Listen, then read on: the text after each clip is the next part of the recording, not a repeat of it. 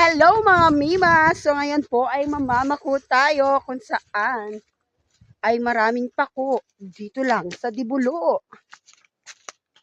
So look at the nakuha ko, Charis.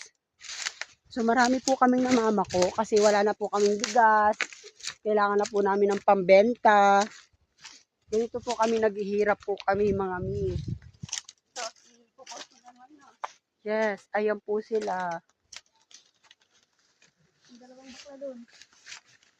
Big! Bebe! So ganito po ang Ay, buhay bebe po ay. ng may hirap. Kailangan magtiyaga kahit anong init.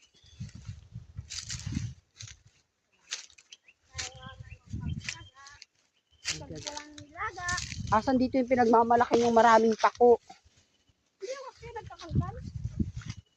So, mga bulaan po sila.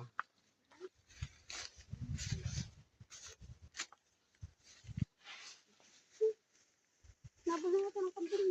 Nagpapako po kami, mga Mi.